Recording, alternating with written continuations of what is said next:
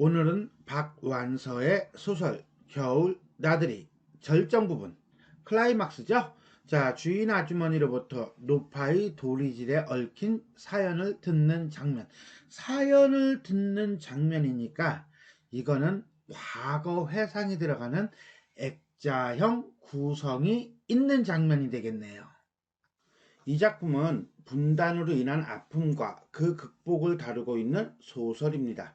그래서 우리가 이 작품을 흔히 분단소설이라고도 많이 얘기하는데, 많이? 아니, 가끔 얘기하는데, 그다지, 중요하진 않고요. 아무튼 간에 분단으로 인한 아픔과 극복을 다루고 있다. 요 정도가 되겠네요. 이 소설은 두 인물의 이야기가 등장하는 액자식 구성을 취하고 있습니다. 우선 북의 첫 번째 아내를 둔 채 월남한 남편을 둔 나. 그러니까 나는 그러니까 두 번째 아내가 되겠네요. 의 이야기. 이게 바로 외화가 되겠습니다. 그리고 전쟁통에 아들을 잃고 도리질 증세를 갖게 된 할머니의 이야기. 이게 내화가 되겠네요. 이러한 액자식 구성을 취하고 있다. 이들은 모두 전쟁과 분단으로 인한 상처를 지닌 인물들이며 이러한 상처는 두 인물 사이의 정서적인 연결고리 역할을 합니다. 그리고 이 과정에서 나는 자신이 겪은 고통을 극복할 수 있는 무엇을, 그렇지, 따뜻한 인간애를 발견합니다. 어디에서? 그것은 바로 할머니의 도리질을 통해서겠죠. 됐습니까? 자, 이는 곧 전쟁과 분단의 상처를 치유하기 위한 작가의 처방을 보여주는 것이다 라고 볼 수가 있겠습니다. 그녀의 시어머니는 25년 동안을 자는 시간만 빼고는 허구한 날 도리질하는 게 일한다 라고 하는 거 보니까 여기서부터 이제 자연스럽게 뭘로 넘어가는 거야? 그렇지, 과거 내화로 넘어가는 거라고 보면 돼요. 더더군다나 일한다 라고 했으니까 이거는 간접인용이죠. 간접인용이라는 것은 서술자가 직접 본 것이 아니라 아주머니에게 이야기를 들은 것이구나 라고 보시면 돼요. 건강과 기분이 좋을 때는 미풍에 살랑이는 것처럼 보일 듯 말 듯 유연하게, 건강이 나쁠 때는 동작이 크고 힘들게, 마음이 불안하거나 집안이 뒤숭숭할 때는 동작이 좀 더 크고 단호하게, 마치 모른다니까 하고 바라기라도 하는 듯이 죽자구나 도리머리를 어지럽게 흔들었다. 결국은 이 할머니는 이 도리질이 기분이 좋을 때 또는 건강이 나쁠 때 또는 마음이 불안할 때 이런 식으로 기분에 따라서 도리질이 달라지고 있네요. 그것 때문에 없는 돈 있는 돈 긁어모아 한약도 많이 써보았고 용하다는 침도 많이 맞아보았지만 허사였다. 요거는 할머니가 한 게 아니죠. 요거는 아주머니가 그만큼 노력을 많이 했다는 거죠. 먼저 지친 것은 그녀 쪽이었고 시어머니는 마치 죽는 날까지 노연할 수 없는 업보처럼, 업보라고 하는 건 업과라고도 합니다. 한마디로 뭡니까? 자신이 행한 것에 대한 어떤 결과라고 보시면 돼요. 그 짓을 고통스럽게, 여기서 말하는 그 짓이 뭡니까? 요건 도리질이죠. 그러나 엄숙하게 감당하고 있는 것이었다. 그것은 6.25 동란 중에 발작한 증세였다. 자, 6.25 동란, 이게 바로 뭡니까? 그렇죠. 도리질을 시작하게 된 원인. 본격적으로 이제 과거 설명 들어가네요. 6.25 동란 당시 젊은 면장이었던 그녀의 남편은 마치 피난을 못 가서 숨어 살아야 했다. 처음에는 집에서 숨어 살았지만 새로 득세한 패들이라고 하는 건 인민군들의 기세에 심상치 않은 살기가 돌기 시작하고부터는 집에 숨겨놓는다는 게 암만 해도 불안했다. 그래서 남편을 피신시켰다. 어느 야밤을 그녀는 남편을 집에서 20리쯤 떨어진 광덕산 기슭의 산촌인 그녀의 친정집으로 피신을 시켰다. 시어머니와 그녀만이 알게 깜쪽같이 그 일은 이루어졌다. 어떻게 된 세상은 점점 못되게만 돌아가 이웃끼리도 친척끼리도 아무에게도 누구에게도 반동이라고 서로 고자질하는 것이 성행해. 1번. 피비린내 나는 끔찍한 일이 하루도 안 일어나는 날이 없었다. 2번. 자, 이웃끼리, 친척끼리 고자질을 해서 끔찍한 일이 일어났다는 것은 결국은 이웃끼리, 친척끼리 서로 죽이고 살리고 하는 일이라는 거죠. 그래서 그걸 가지고 1번과 2번을 묶어서 이 사람은 뭐라고 표현합니까? 그렇죠. 끔찍한 나날이었다 라고 하는 서술자의 주관적인 판단이 드러나고 있습니다. 이것이 어찌 본다면 6.25 전쟁이 우리 민족에게 남긴 깊고 깊은 상처요 트라우마겠지요. 이렇게 되자 그녀는 시어머니까지도 못 믿어지기 시작했다. 시어머니가 실수하면 그럼 난리가 나는 거지. 어리숙하고 고지식하기만 해. 생전 남을 의심할 줄 모르는 시어머니가 행여 누구의 꼬임에 빠져 남편이 가 있는 곳을 실토하면 어쩌나 싶어서였다. 자, 어리숙하고 고지식하다. 생전 남을 의심할 줄 모른다. 이게 바로 시어머니의 캐릭터, 성격이죠. 그 성격을 서술자가 직접적으로 얘기하고 있는 겁니다. 시어머니 같은 사람이 살 세상이 아니었다. 왜? 하도 험하고 험한 세상이어서 시어머니 같은 사람은 적응하여 탈없이 살 수 있는 그런 세상이 아니었다. 그녀는 공부 못하는 아이에게 구구셈을 익혀주듯이 끈질기게 허구한 날 시어머니에게 모른다를 가르쳐 주었다. 자, 그런데 요게 원래는 남편을 살리기 위해서 가르쳐 준 거죠. 근데 뒤에 나온 걸 보면 알겠지만 결과는 예상 밖으로 이 모른다 때문에 남편이 죽는다. 이렇게 보시면 돼요. 그래서 이 할머니가 큰 충격을 받죠. 자, 볼까요? 어머님, 그저 모른다고만 그러세요. 세상 어느 사람이 물어도 세상 없는 사람이 물어도 세상 없는 사람이 어딨어? 어느 누가 물어도 아범이 있는 곳은 그저 모른다고 그러셔야 돼요. 난리가 나던 날 집 나가고 나선 어떻게 됐는지 모른다고 딱 잡아떼셔야 돼요. 입 한 번 잘못 놀려 사람 목숨이 왔다 갔다 하는 세상이잖아요. 이게 바로 뭐예요? 당시 사회 분위기. 큰댁 식구들이나 작은댁 식구들이 물어도 그저 모른다고 그러셔야 돼요. 이쁜이 할머니가 물어도 개똥이 할머니가 물어도 그저 모른다고 그러셔야 돼요. 아무도 믿으면 안 돼요. 아무도 믿으면 안 돼요. 이런 말을 하고 싶겠어? 하고 싶진 않겠지. 하지만 당시 세태가 어떤 시대적인 분위기가 이렇다는 거죠. 네, 아셨죠? 어머니. 그녀는 힘차게 도리지까지 곁들여가며 거듭거듭 이 모른다를 교습 가르쳐서 익히게 하였다. 시어머니는 늘상 겁먹고 외로우는 얼굴을 해가지고 혼자 있을 때도 몰라요, 난 몰라요 하며 역시 도리질까지 해가며 열심히 연습을 했다. 왜? 겁이 많거든. 왜? 순진하거든.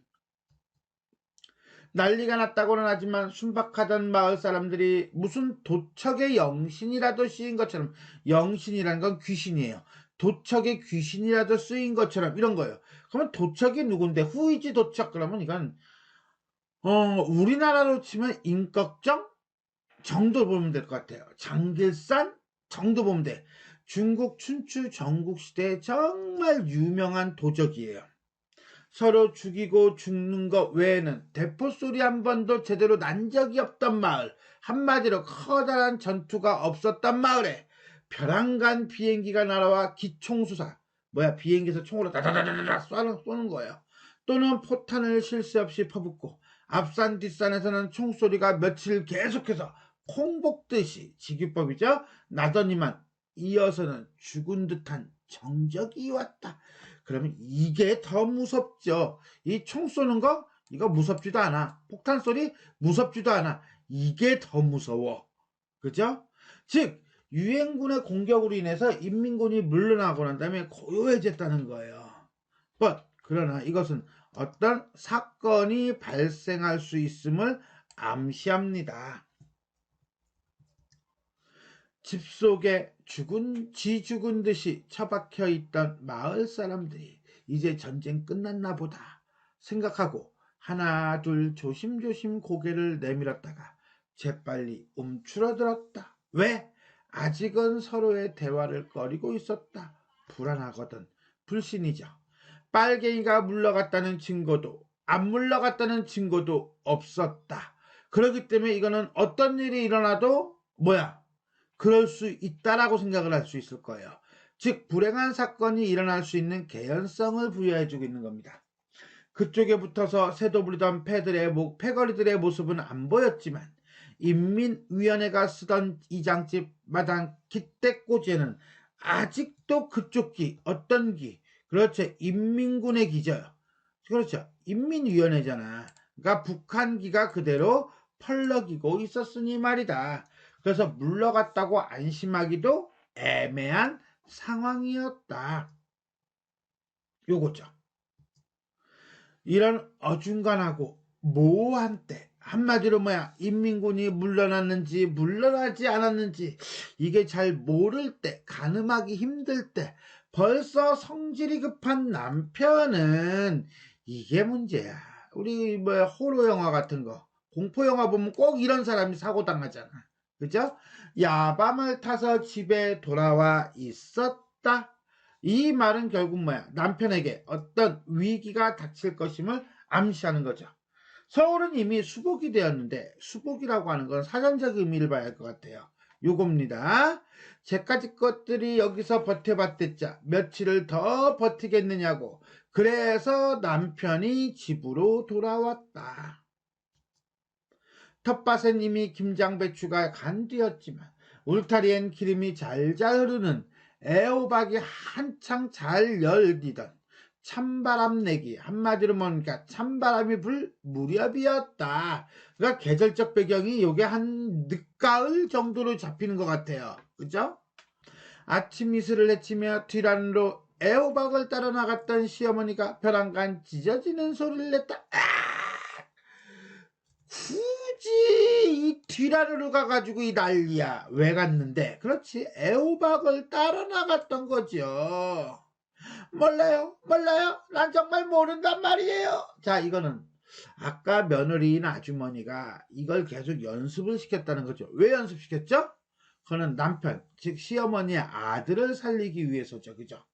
결국은 이걸 앞 내용까지 연결시켜 본다면 아들이 있는 곳을 발설할까봐 미리 연습시켜놨던 대답을 한다. 이것은 결국 아들을 지키고자 하는 그러한 어떤 어머니의 모습, 시어머니의 모습이라고 보고, 또 이것 때문에 아들, 즉 아주머니의 남편이 죽게 됐는지도 모르겠네요. 소름 끼치고 간담이 서늘해지는 처참한 비명이었다. 그래서 그녀도 뛰어나가고 그녀의 남편도 뛰어나갔다. 왜? 처참한 비명이었기 때문에 이렇게 되는 거죠. 그래서 그녀와 그녀의 남편이 뛰어나간 이유가 이 처참한 비명에 있는 거예요.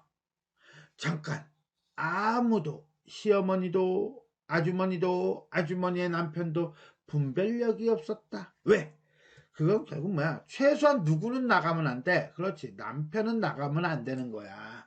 남편이 위험해질 수 있으니까. 그런데 시어머니의 비명소리에 나가지 말았어야 할 남편까지 뛰어나간 거야.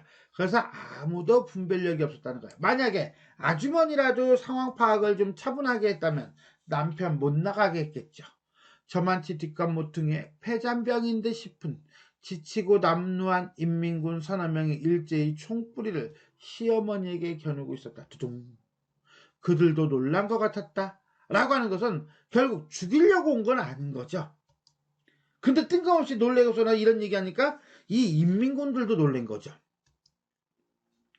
그들은 처음부터 누구를 해치려고 나타났다기보다는 그냥 시어머니와 마주쳤거나 마주친 김에 옷이나 먹을 것을 달라고 할 작정이었는지도 모른다. 누구의 추측이야? 그렇지, 그녀, 즉 아주머니의 추측이죠. 그런데 그들이 무슨 말을 걸기도 전에 시어머니는 그 자리에 꼼짝 못하고 못 박힌 채 그저 미친 듯이 저으며 난 몰라요 라고 딴 사람같이 드높고 쇳된 목소리를 되풀이했다는 거예요. 자, 난 몰라요, 난 몰라요. 이거 묻지도 않았는데 이 얘기하는 이유는 뭐예요? 무조건 아들을 지키겠다는 거죠. 무조건 인민군들한테 들키면 안 된다는 거죠. 그래서 쇳된 소리로, 쇳된 소리라고 하는 것은 주파수가 엄청 높은 소리, 아주 날카로운 소리로 되풀이했다. 이러면 이 상황을 마주친 인민군들은, 그렇죠, 본능적으로 의심을 할 수밖에 없겠죠. 그래서 패잔병 중 한 사람이 눈에 살기, 독살스러운 기운이 번뜩이든가 하더니만 순간 총이 그녀의 남편 뛰어나왔잖아. 난사했다. 그녀의 남편은 처참한 모습으로 나동그라지고 그들도 어디론지 도망쳐버렸다. 이런 일은 순식간에 일어났다. 즉 차분하게 계획을 해가지고 했던 것이 아니라는 거야. 그럼 이렇게 순식간에 일어날 수밖에 없었던 것은, 그렇죠, 전쟁 때문이죠. 지금 숨어있는 일반 백성들도 긴장상태, 극도의 노이로제 상태라고 한다면 인민군들도 극도의 노이로제 상태, 즉 긴장상태에 빠져 있었거든. 그러니 이거는 뭐 생각하고 자시고 할 겨를도 없이 본능적으로 튀어나온 거야. 어찌 본다면 전쟁의 폭력성이고 비인간성이죠. 그 거의 실성하다시피 한 시어머니를, 왜? 아들이 자기 때문에 죽었다고. 첫 번째. 두 번째, 내 눈앞에서 아들이 죽었다고. 오랫동안 극진히 봉양한 끝에 어느 만큼 회복은 되었지만 누가 봉양을 했어요? 그렇죠, 아주머니가 봉양을 했겠죠. 그죠? 즉 이렇게 실성하다시피 한 시어머니의 어떤 트라우마, 전쟁의 어떤 정신적인 상처를 무엇을 통해서, 며느리의 봉양이라고 하는 일종의 가족 애를 통해서 상처가 어느 정도 아물어가고 있는 거죠. 그거는 상처를 아물 수 있는 가능성은 어디에 있다고 본 거예요? 가족 애에 있다고 본 거예요. 그때 뒷감 모퉁이에서 죽길 길을 쓰고 흔들어대던 도리질만은 그때 같은 박력은 가셨다 뿐 멈출 줄 모르는 고질병이 되고 말았다. 다른 건 다 어느 정도 치유가 되는데 이 도리질만큼은 이게 안 된다는 거야. 전쟁으로 인한 상처죠. 그래서 도리도리 할머니라는 이 동네 명물 할머니가 되었다. 자, 이렇게 해서 우리는 박완서의 소설 겨울 나들이 절정 부분에 대해서 한 구절 한 구절 살펴보았습니다. 자, 그러면 이 절정 부분에서 가장 핵심이 되는 건 뭐겠어요? 그렇죠, 도리질이죠. 고개만 미친 듯이 저으면 몰라요 몰라요, 딴 사람같이 드높고 쇳된 목소리를 되풀이해요. 그건 왜 그랬습니까? 그렇죠, 어찌됐든지 간에 누구만큼은, 아들만큼은 지키겠다는 이 할머니의 의지가 나타난 거죠. 자, 그런데 이 아들이 도리질 때문에 죽었네요. 그래서 그때 뒷감 모퉁이에서 죽길 길을 쓰고 흔들어던 도리질만큼은 고질병이 되고 말았어요. 이것은 왜 그렇습니까? 그렇죠, 자신의 눈앞에서 아들이 죽은 것과 그 다음에 자기 때문에 죽게 되었다라고 하는 죄책감 내지는 자책감이죠. 이런 점에서 본다면 이 작품은 결국은 전쟁으로 인한 상처를 다루고 있다라고 볼 수가 있겠습니다. 아주머니는 이런 얘기를 조금도 수다스럽지 않고 담담하고 고즈넉하게 했다. 자, 여기는 어때요? 과거예요? 아니죠. 이제 슬슬 어디로 넘어오는 겁니까? 현재로 넘어오는 거예요. 지금 우리가 절정 부분을 얘기하고 있는데 이 앞부분까지를 어떻게 본다면 절정 1, 내화 부분, 여기서부터는 절정 2, 외화 부분, 이렇게 나누어도 될 듯 싶어요. 왜? 여기부터는 현재니까 장면이 바뀌잖아. 근데 영상을 하다 보니까 그냥 한 방에 해버렸습니다. 그냥 참고로 하도록 하세요. 자, 요 대목은, 자, 수다스럽지도 않고 담담하고 고즈넉하게 했다라고 하는 것은 처음부터 이러진 않았겠죠. 이제 시간이 많이 지나니까 어느 정도 극복할 수 있게 되었음을 나타내는 것이고, 또 하나 담담하고 고즈넉하다라고 하는 걸 통해서 아주머니의 인품이 어느 정도 드러난다 라고 볼 수가 있겠습니다. 이젠 고쳐드려야겠다는 생각보다는 도와드려야겠다는 생각뿐이에요. 자, 무엇을 도와준다는 거야? 요건 조금 퀘스천 마크 이렇게 해야겠네요. 그죠? 도와드리다니요? 어떻게요? 야, 서술자인 나도 똑같은 생각인가 봐. 나하고. 당신 마음대로는 못하시는 일이고 얼마나 힘이 드시겠어요? 삼시 잡숫는 거라도 정성껏 잡숫게 해드리고 몸 편하게 보살펴드리고 뭐 그런 것이지요. 아, 요거군요. 이것이 시어머니를 모시는 아주머님의 효심이고 그게 바로 도와드려야겠다는 말의 내용이다 라고 볼 수가 있겠습니다. 대사업을 완수하시고 돌아가시는 날까지 그거야 못해드리겠어요? 자, 여기서 우리는 새로운 단어 하나, 대사업이라는 단어가 나왔습니다. 요거 별표 칩니다. 자, 이 할머니에게 있어서 대사업이란 무엇인가? 그것은 바로 아들을 지키기 위한 도리질이겠죠. 그걸 막을 생각은 없다는 거야. 이제 고칠 생각은 없다는 거지요. 치매가 된 채 허구한 날 도리질이나 해대는 걸 대사업이라고 하는 아주머니의 농담에 웃으려다 말고 입을 다물었다. 이거는 웃어야 되는 상황이 아닌 거야. 왜? 아주머니의 태도가 조금도 농담 같지가 않은 거야. 진심인 거지. 정말 대사업을 힘껏 보필하는 이에 사명감과 긍지로 아주머니의 얼굴이 은은히 빛나 보이기까지 했다. 완전히 입장이 바뀌었네. 나는 어쩌면 이 아주머니야말로 대사업을 하고 있는 것이 아닌가. 자, 여기서 말하는 대사업은 조금 전에 봤던 그 대사업을 얘기하는 건 아닐 거야. 왜? 이건 아주머니의 대사업이거든. 그러면 아주머니의 대사업은 뭔데? 그것은 바로 뭡니까? 시어머니, 도리질을 하는 시어머니를 봉양하는 거죠. 라는 생각이 들면서 등골에 전율이 지나갔다. 등골에 전율이 지나간 것은 뭐야? 220V 감전된 거야? 아니죠. 뭐야? 감동을 받은 거지요. 점심값과 방값이 도합 800원이라고 했다. 야, 싸다. 아무래도 물가가 좀 다르니까. 나는 1,000원을 내주면서 그냥 넣어두세요 했다. 아주머니는 내가 불쾌할 만큼 굽실굽실 고마워했다. 이거는 좀 이상해. 지금까지 이 아주머니가 나에게 얘기한 거라든가 아니면 하는 행동의 어떤 품격 같은 걸 본다면 이거 가지고 그렇게 그런 건 아닌 것 같은데, 그죠? 지금까지 봤던 발화 내용과 그 다음에 아주머니 행동에서 미루어 볼 수 있는 아주머니의 인품에 비하면 이 1,000원에 그것도 800원을 빼면 팁은 200원이거든. 그 200원에 굽실굽실해? 이건 좀 이상하지요. 아까 점심을 시킬 때도 그랬지만 통틀어 1,000원인데 몇 푼 떨어지겠다고 저렇게 비굴하게구나 싶었다. 아주머니의 비굴한 태도가 싫은 건 그만큼 내가 아주머니를 아끼고 좋아하기 때문일지도 몰랐다.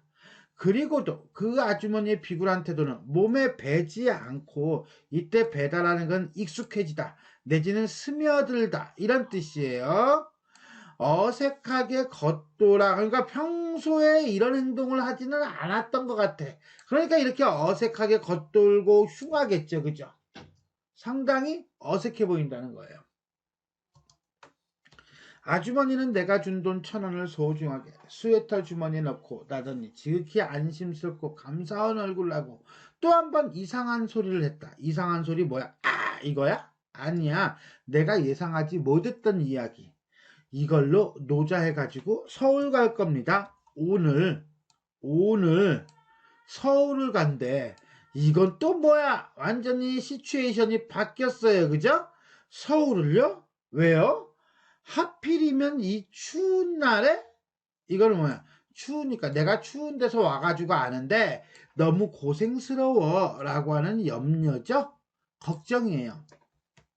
나는 나중에 이 추운 날 소리를 하고는 내가 여행을 떠난다고 할 때 남편이 놀라면서 나에게 했던 말과 똑같은 말을 내가 하고 있구나 라고 생각했다. 입장 바꿔 생각해봐. 역지사지. 내가 아주머니한테 이 추운 날에 너무 춥지 않겠어요? 힘들지 않겠어요? 아, 남편이 나에게 이 얘기를 했다는 것은 남편도 나를 걱정했구나. 문득 그래서 남편이 서럽도록 보고 싶어졌다. 나름대로 남편과의 어떤 갈등, 자기 혼자만의 갈등이 해소되는 거죠. 남편의 마음을 이 아주머니를 통해서 또는 아주머니를 대하는 나를 통해서 조금은 이해가 되는 거예요. 우리 아들이, 외아들이 서울에서 대학을 다니고 있어요. 그때 저희 아버지가 그 지경을 당하는 거, 저희 아버지가 그 지경 당하는 게 뭔데? 그렇죠. 6.25 때 폐잔병한테 총 맞아 죽은 거. 내 등에 엎여서 무심히 보던 녀석이 벌써 그렇게 자랐거든요. 군대도 갔다 오고 대학교 3학년인데 아주 착실하고 좋은 애죠. 자기 자식이라고 깔끔하게 믿고 있네요. 그렇지만 지금은 겨울방학 중일 텐데요. 왜 안 내려오고요? 네, 그렇지만 학비라도 보탠다고 아이들을 맡아서 가르치고 있어서 못 내려오고 있지요. 아, 과외를 하고 있군요. 그래서 내가 여기서 지 학비쯤은 실컷 벌 수 있는데 글쎄 그 녀석이 그런답니다. 겨울 동안만 여기가 이렇게 쓸쓸하지 봄부터 가을까지는 여기 장사도 꽤 괜찮아요. 근데 지금은 좀 안 돼요. 관광철에 공일이라도 끼면 방이 모자라서 법석인걸요. 새학기 등록금이랑 하숙비까지 다 해서 꽁꽁 뭉쳐놓았답니다. 그러니까 아주머니가 아들을 뒷바라지를 엄청나게 하고 있고 그 다음에 그 정성도 보여주고 있어요. 겨울날 양식이랑 밑반찬도 넉넉하고요. 딴 영업집들은 이렇게 벌어놓으면 겨울에는 문 닫고 집에 가서들 쉬죠. 우린 여인숙이고 또 여기가 살림집이고 해서지만 늘 한두 방쯤은 불을 떼놓고 손님을 기다리죠. 돈을 벌자고 하는 건 아니에요. 가끔 손님처럼, 손님이라는 건 서술자, 나를 가리키는 겁니다.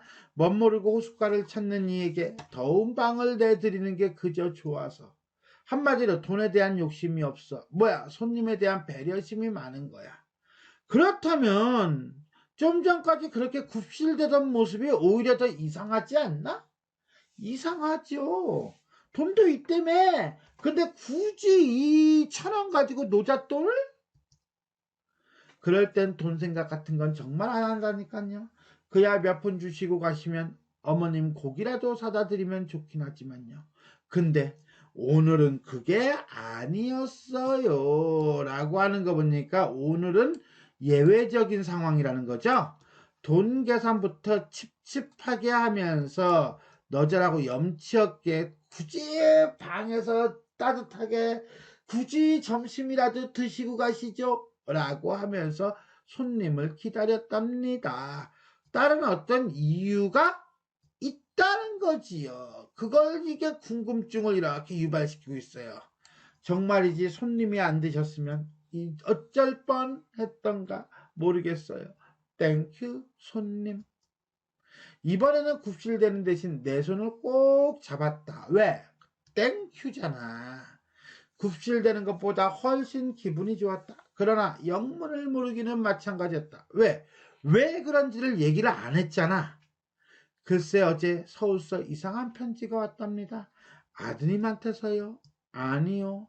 아들이 하숙하고 있는 주인집 아주머니한테서요. 편지가 왔으면 최소한 3, 4일 전이겠네요. 그죠? 벌써 일주일이 넘도록 아들이 하숙집에 들어오지 않는다는군요. 그게 걱정이군요. 아, 그래서 서울로 올라가려고 하는구나. 평소 품행이 허랑한 학생 같으면 허랑한? 착실하지 못한, 허황된, 쉽게 해서 날라리 이런 거죠. 이만한 일로 고자질 같은 건 않겠는데 하도 착실한 학생이었던지라 만에 하나라도 무슨 일이 있는 게 아닌가 싶어 알리는 거니 어머니가 한번 올라와 수소문을 해보는 게 어떻겠느냐는 사연이었어요. 이게 더 무섭다. 그죠? 사람 더 쫄리게 한다고죠. 그죠? 쫄리게 하네요. 그죠?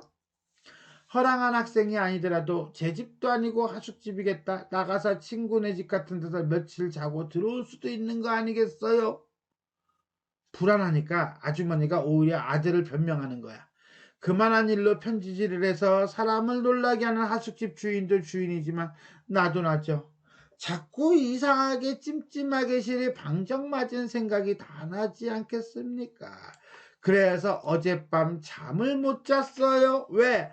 아들에 대한 걱정 때문에. 이런 걸 우리는 뭐라고 합니까? 노심초사. 어떤 근심 걱정 때문에 잠을 못 이루는 걸 뭐라고 합니까? 그렇죠. 전전반책 이렇게 되는 거예요. 온갖 주접을 다 떨다 미신을 하나 만들어낸 이건 또 뭐야? 미신을 만들어내? 무속을 중요시하나 보네요. 글쎄 그게 아이고 창피해 말하기 좀 쑥스럽네요. 뭐 이런 거겠죠. 그게 뭔데? 미신이라뇨? 죽책이죠. 오늘 우리 여인숙에 손님이 들어 그 돈으로 노자를 해가지고 서울 가면 아들의 신상에 아무 일 뭐야 이거는 꽁꽁 뭉쳐놓은 돈을 헐어서 노자로 쓰게 되면 아들의 신상에 좋지 않은 일이 있을 게고 뭐 이런 거랍니다. 이게 미신의 내용이네요. 그렇게 정하고 나니 이게 손님이 와야 돼. 손님이 와서 돈을 써야 돼. 노잣돈을 만들어야 돼. 사람이 긴장이 되잖아. 그러니까 이 아주머니가 평소에 안 하던 행동들을 전부 다 나에게 했던 거예요. 그런데 이 손님이 또 아무 말씀도 없이 이렇게 꼬박꼬박 해주시네. 땡큐지 뭐. 이렇게 되는 거예요. 아, 그래서 아주머니가 나한테 그렇게 비굴하게 보였구나. 라는 것을 알 수가 있겠죠? 있을 겁니다. 있어야 됩니다. 있을 거라고 믿겠습니다. 아주머니는 또 한 번 고마워했다. 나는 그러한 기묘한 방법으로 외아들의 신상에 대한 크나큰 근심을 달래려 들었던 이 과부 아주머니에 대한 연민으로 가슴이 찡했다. 그리고 내가 점괘가 됐다는 게 조금도 언짢지가 않았다. 왜? 도움이 됐잖아. 라고 보시면 돼요. 자, 이렇게 해서 우리는 박완서의 겨울 나들이 절정 부분 전반부는요 내화죠.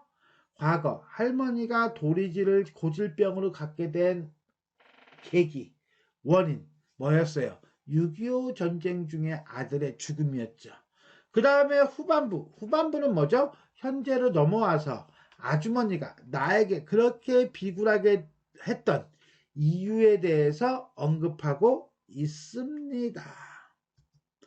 자, 여기서 우리가 후반부에서 봐야 될 게 또 뭡니까? 그건 아주머니의 미신이죠. 어젯밤 한잠도 못 자고 뒤척이면서 온갖 주접을 다 떨다 미신을 만들었습니다. 그것이 바로 이것입니다. 이러한 미신은 결국 뭡니까? 그렇죠.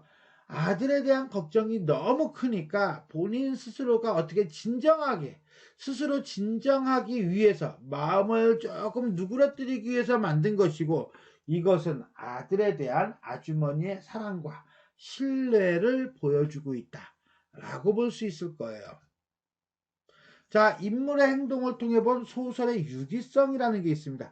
이게 무슨 소리냐라고 한다면요. 이 앞부분에 있는 내용까지 발단, 전개 부분까지 우리가 확인하면 조금 더 나을 수 있을 것 같거든요. 여기서 한번 봅시다. 처음에 우리는 어떻습니까? 50대의 정갈한 아주머니가 안채에서 반색을 하며 나타나요. 이건 전개 부분에서도 했던 건데 이건 여인숙의 아주머니가 나를 반갑게 맞이하는 거죠. 그런데 그 다음에 굳이 점심을 먹고 가라고 얘기합니다. 그러면서 이윤을 남기려고 해요. 그리고 난 다음에 아주머니가 고맙다고 하면서 막 굽실굽실거려요. 그걸 난 이상하게 생각해요. 그래서 전개 부분에서 나는 어떻습니까? 이런 아주머니 행동을 상당히 거슬려하고 찜찜해합니다. 이상하다고 생각을 했었어요.